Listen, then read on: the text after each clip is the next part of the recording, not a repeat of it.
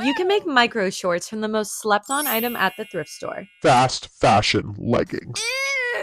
I'm Izzy, and here's another recession craft. Start by laying it flat on the floor and cut 3 to 4 inches from the crotch. Now go ahead and try them on inside out and fold over the bottoms twice to get the length you want. It tends to get tight, so cut a slit into the folded part. You're gonna do the same for the crotch area, just make sure you take it off so you don't snip your bits off. Okay, now I'm gonna show you how to do a stretchy hem. You're gonna work left to right with the point of the needle always pointing to the left. Alternate between sewing the front facing fabric and then only the folded part. I made this animation so you can see the pattern better. Now I'm going to show you how to make it more low rise. When you fold it inward, it'll get tight, so take it off and cut through the elastic on the side. Fold the front and the back separately. I like the front lower and the back higher so there's more room for your booty. Sew down all the side slits with the stretchy hem. You honestly didn't think I was going to waste the legs, did you? Let's turn them into matching leg warmers. Cut an arch in the back for your heel, pin it, and then sew it with that stretchy hem again. You don't need to be spending all your money on new clothes. You just need to learn how to make your old clothes new again. And that's what this recession craft series is about.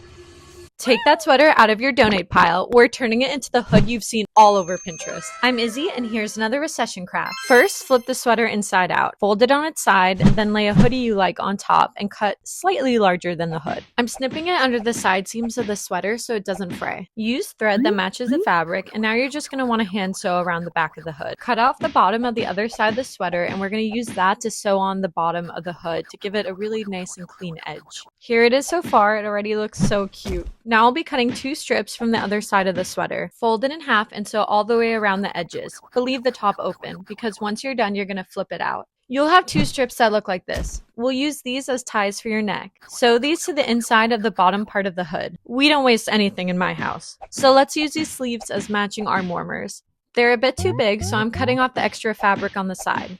Sew the sides to the arm warmers, but leave a hole for your thumb. This next part is optional, but I'm using the extra fabric that I cut off from the sleeves as ears for the hood. Sew the edge just like the arm warmers and flip it out. Then sew the ear opening to the sides of the hood. I'm adding these blue beads I painted to the tips of the ears. I'm just using this red string and fat needle to sew it and tie it in. And there you have it, a hood to keep you warm and look like a cutie too. So now you can think twice about throwing out that old sweater.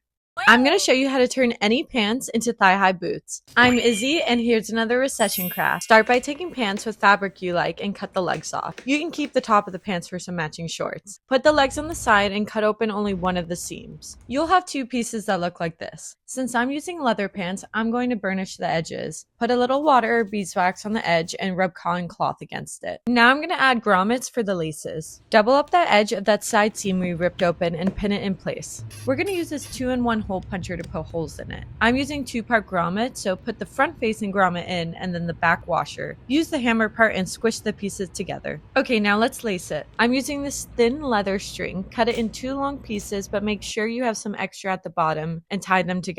I'm doing a simple over-under lacing technique. Now put them on inside out and pin the back to fit your legs, if you need to. Hand stitch or use a sewing machine to tailor that line you made. Do it 2 to 3 times if you hand sew it to ensure it's strong enough. Cut off the extras in the back so it's not bulky. Now I'm going to show you how to style it. Pull it up your legs like socks, then pull the ankles up and slip on your boots. Use the extra length from the laces on the bottom and tie it under the boots to keep them down. I left extra length at the top for extra support. So these are actually based on the historic garment called the spatter dash, used to protect shoes from mud. All the tools I use are in my Amazon storefront. Let me know what you want the next recession craft to be. How to turn any plushie into a backpack. I'm Izzy, and here's another recession craft. First, you need to get a zippered pouch. Line up the zipper with where you want your opening. Cut it open and then stuff the pouch inside. Unzip it and then tie some thread. We're going to sew the whole thing together. You'll want to stitch the pouch to the plushie by going in and out inside the pouch. Make sure you don't sew it around the zipper or you won't be able to open or close it. Then just knot it off at the end. And that's your backpack opening. Now I'm going to take some binder rings to attach the straps. I'm using a sharp tool to make 2 holes and then looping the binder rings through. Please do not hurt yourself. I found these light blue belts that are perfect for this plushie. So I'm cutting them in half and then I'm making a loop on both ends. You can just sew the loop closed, but I'm using an eyelet to close it because I thought it looked good. Open the binder rings and then strap it up. And there you have it. Your favorite plushie can join you on all your adventures. It works for satchel style plushies too. Now, if you don't feel like doing any of this, you can always buy my plushie backpack character. This is Zomban, the zombie bunny. This is the easiest way to upgrade any cardigan. You literally don't need any skills. I'm Izzy and here's another recession craft. I'm starting off at the thrift store to find a knit cardigan. Most thrifts have a yarn section, so check it out while you're there. I used 3 balls of this fluffy velvet yarn. Next, you're going to want to fold that yarn in an upside down U shape and snip the end. Take that folded part and loop it through the holes of the cardigan. Then weave the ends back through that loop and pull. It's much easier with a cardigan with like bigger holes. It's going to take a while, so I worked on it on a plane and in the subway and binge watching anime. You don't need a lot of money to wear cool clothes, and that's what this recession craft series is about. Because honestly, how to turn an old jacket into a matching set. I'm Izzy and here's another recession craft. First, take a string and measure your head.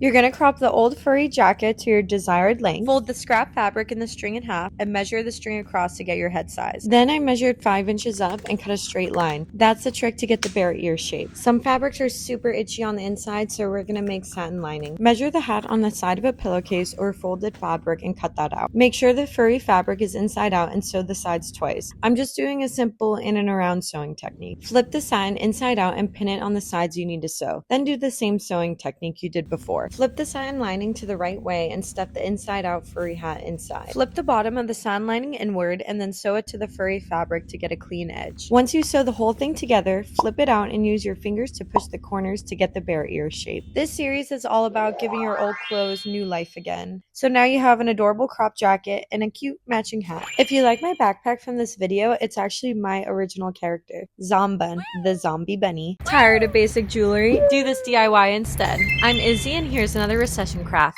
I was exploring this vintage music store and I found all these super sick guitar picks. I had an idea that they'd make the cutest little charms. I'm taking a metal skewer and heating it with a lighter so it's easier to push holes through the picks. Now I'm using pliers to open a jump ring so I can loop it through the hole. I'm attaching a necklace clasp onto it so it can be removable. It's gonna take a second, but you're gonna want to do these steps on all the picks. They look so cute already. I'm using the spare wallet chain that I have and I'm clipping them evenly spaced apart. I have to say this makes such a fun activity to do with friends or such a great gift to give to guys and girls because you can wear it in so many different ways. I'm wearing mine as a belly chain, but you can also wear it as a wallet chain or attach it to your bag or a cell phone chain. It's just super versatile. If you like the crafts I make, you also might like the backpacks I make. This is Zomban the zombie bunny and these plushie backpacks are for sale right now. If you like them, check it out, but no pressure. This is how I transformed this skirt into a dress. So I'm home for the holidays and I was digging through my old closet and I found this For Love of Lemon skirt I thrifted years ago. I gotta cut out the lining because unfortunately it was too short to cover me.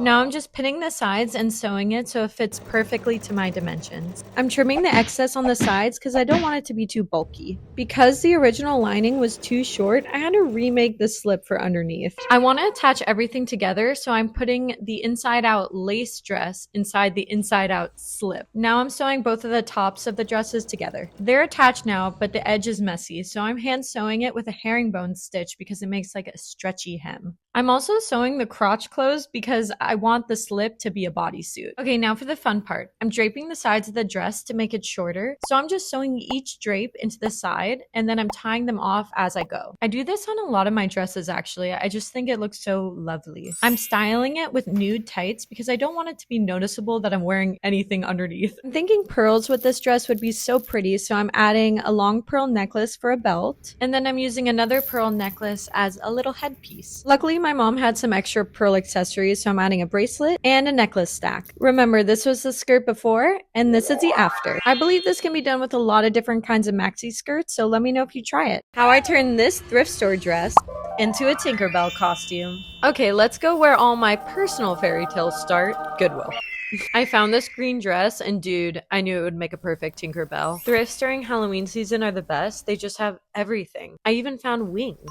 Let's take this home and see what we're working with. The fit is mid, but the beaded sequence is so pretty. First, let's cut off this dark green belt. I don't even know why it's here. Now I'm flipping it inside out to get a look at the bodice. I'm tailoring it to fit my measurements. It's honestly not that far off from my size, so I'm sewing in the sides. I don't know if I recommend doing this, but I'm trimming it on myself to ensure I don't cut too much off at first. Also, I'm not just cutting it straight across because I want the bottom to look like leaves. This is a trick I use on a lot of my dresses I want shorter, but I don't want to commit to cutting it. I cinch up the sides so I have a really nice draping effect in the front. You can sew it or you can use a big safety pin if you're in a rush. I'm using the extra fabric from the bottom to make hand mittens. I cut out the shape to fit my hand and wrist, and then I sewed it. Then I'm adding a ring to the tip so it'll stay in place on my middle finger. I broke so many needles making this project, but it was so worth it because I love how it turned out, and I think it's the best costume I've ever made.